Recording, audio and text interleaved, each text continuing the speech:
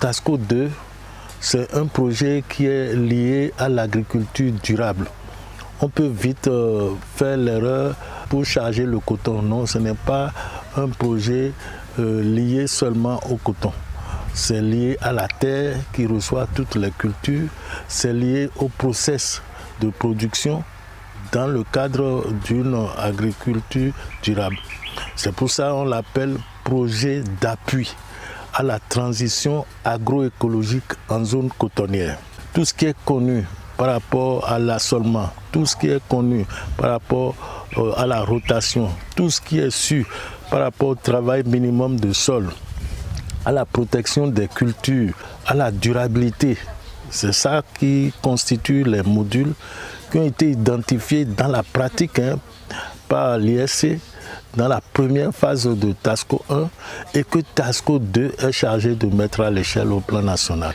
Lorsqu'on parle de la transition agroécologique, ça veut dire que nous avons un état initial. Nous sommes en train donc de travailler pour tendre vers un état idéal. Vous voyez, donc on parle de la production de coton, on parle de la production agricole. C'est comment faire, quelles sont les stratégies à mettre en œuvre, quelles sont les stratégies à mettre en place pour la durabilité donc, de la production agricole. Donc, vous voyez que si nous devons aller à la sécurité alimentaire, si nous devons utiliser nos ressources pédologiques, nos ressources floristiques, nos ressources faunistiques, en parlant de l'écosystème du sol, en parlant donc de l'environnement, il nous faut aujourd'hui poser des actes qui ne mettent pas en péril nos ressources actuelles et donc permettre à nous, de notre génération, de subvenir à nos besoins, mais tout en conservant bien évidemment donc les potentialités du futur pour satisfaire également les besoins des générations à venir. Donc aujourd'hui, c'est capital que nous prenons conscience donc, de la dégradation de l'environnement, de la dégradation du sol, de la dégradation de nos flores, donc de la végétation. Et donc il faut aujourd'hui que nous trouvons donc des pratiques agroécologiques donc, qui préservent l'environnement, mais qui nous permettent de continuer à produire, donc à nourrir la population, continuer à produire le coton, continuer à produire le maïs, continuer à produire le soja, mais tout en gardant, en préservant, en conservant la fertilité donc, du sol. Nous sommes à l'étape opérationnelle du projet TASCO 2, transition agroécologique, qui sans doute, vous savez très bien le problème que ce projet veut régler. Aujourd'hui, nous voulons amener notre agriculture à l'intensification. Il ne s'agira plus d'augmenter les superficies, mais de travailler sur le rendement pour que la productivité soit au rendez-vous. Et par ricochet, permettre à nos producteurs d'améliorer leurs revenus. C'est pour cela que cette science est vraiment très capitale, non seulement pour nous, mais également sur le plan de la volonté politique de faire désormais de nos producteurs des producteurs riches. Nous voulons que tout ce qui serait développé comme technique et pratique agroécologique soit vraiment internalisé dans nos structures. Nous avons choisi de le faire à Savalou pour plusieurs raisons. Le centre permanent d'expérimentation de l'IRC qui est à Savalou constitue un centre où on peut voir dans la pratique tout ce qui a été fait. Et aussi on a des villages tests qui ont été conduits dans le même cadre au niveau du premier projet TASCO 1. Donc c'est pour ça qu'on est à Savalou et c'est pour ça qu'on sera aussi à Parakou dans le même contexte. On sera aussi à Kandi dans le même contexte. Les responsabilités qui sont confiées à l'IRC sont d'accompagner la recherche et le développement des pratiques agroécologiques qui sont en train d'être mises à l'échelle. Et au cours du TASCO 1, un certain nombre de pratiques ont été développées pour être mises à l'échelle. Pour continuer et donner plus d'insistance sur ces pratiques et donner plus de confirmation, l'IRC continue toujours dans sa phase de recherche-développement. Alors, dans le cadre de mise à l'échelle de ces pratiques, des modules sont élaborés sur la base des pratiques, des techniques développées au cours du TASCO 1 et sont en train d'être testés au cours de cette formation test pour voir la qualité de ces modules à mettre à la disposition de nos techniciens de terrain.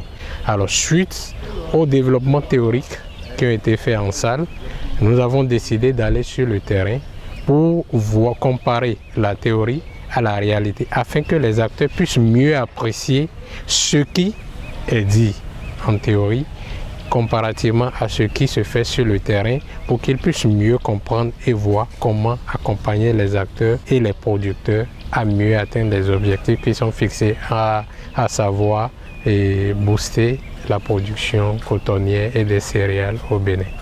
Ce site représente un des 9 sites que dispose la recherche à travers tout le Bénin. Des sites comme ça, on en a à Angradébou, on en a à Gomparo, on en a à Gogono, on en a à Soarodou, on en a à Monet, on en a à Kana, on en a à Savalo, on en a à Gobé. Bref, on en a dans tous les bassins cotonniers.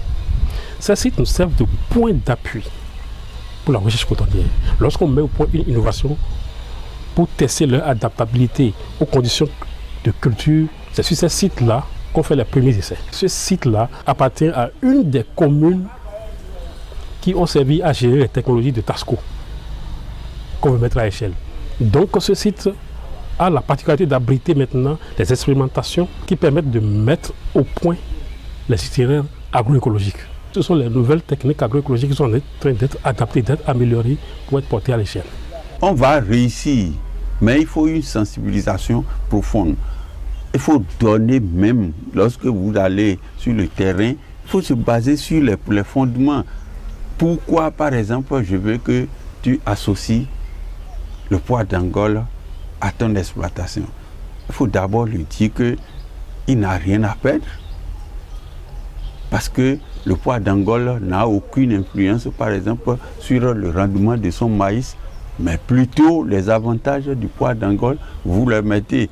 Maintenant, il ne faut pas cacher aussi, lorsqu'il y a quelque chose qui ne va pas, il faut lui dire, ah non, en première année déjà, tu dois avoir telle conséquence. Tu auras une parcelle avec la matière fraîche pendant la saison sèche. Il faut vraiment que tu négocies. Donc on est allé jusqu'à dire que si vous avez cette matière fraîche-là, étant donné que nous avons 2 niveaux, le premier niveau, vous pouvez amener les animaux pour manger, mais il faut qu'on les amène à parquer sur le terrain la nuit pour pouvoir déposer. Voilà ces aspects-là, par exemple, que nous aurons à négocier. Nous voulons montrer que en fait, le coton n'est pas du tout le culture qui dégrade l'environnement. Et le gouvernement a très bien vu d'initier ce projet qui permettra de mettre dans ces zones cotonnières des pratiques de culture durable, des pratiques qui permettent au sol de restaurer la fertilité, des pratiques qui permettent au sol de garder leur teneur en eau, leur teneur et d'améliorer leur teneur en matière organique de façon à valoriser davantage les éléments minéraux qui sont apportés. Donc c'est cet ensemble de pratiques-là que nous sommes en train d'enseigner. Il y a aussi tout ce qui est en lien avec la mécanisation durable. Comment est-ce que travailler la terre, préparer le sol sans utiliser des grands tracteurs pour détruire sa structure. Comment faire un labour minimum? Quels sont les plantes de fertilité qu'il faut utiliser pour améliorer la structure, la texture, la fertilité du sol? Donc c'est cet ensemble-là que nous sommes en train de porter maintenant, de mettre à la portée de ces formateurs qui iront après au niveau des organisations, des agents d'encadrement pour faire diffuser donc la technologie. Et c'est pour ça que je suis satisfait. Je suis satisfait parce que avec le cabinet Solca que le projet a recruté pour donner la formation, nous nous sommes convenus et nous avons recadré la formation dans son contenu désiré et surtout dans la démarche pour faciliter la transmission de la connaissance en pratique agroécologique. C'est une première fois que je prends part à une formation pareille. C'est une aubaine, surtout pour les femmes. L'aspect géant du projet TASCO, c'est surtout la prise en compte des femmes, des problèmes de femmes, l'amélioration de façon générale des conditions de femmes dans le monde coton. Quand on sait que la femme, pour la plupart, on lui accorde les terres appauvries, qui n'ont plus rien et tout ça. Avec tout ce qu'on nous a montré comme méthode, je pense que ça pourra beaucoup aller. Parce qu'avec les terres pauvres, elles peuvent rentabiliser. Elles ont des moyens de changer, d'alterner les cultures, d'utiliser des méthodes pour enrichir, pour fertiliser ces sols pauvres qu'elles ont d'habitude. Donc je crois que c'est très bon, cette formation. Durant ces 5 jours, on a pu capitaliser beaucoup de notions sur les pratiques agroécologiques. Je veux parler de la gestion intégrée de la fertilité des sols.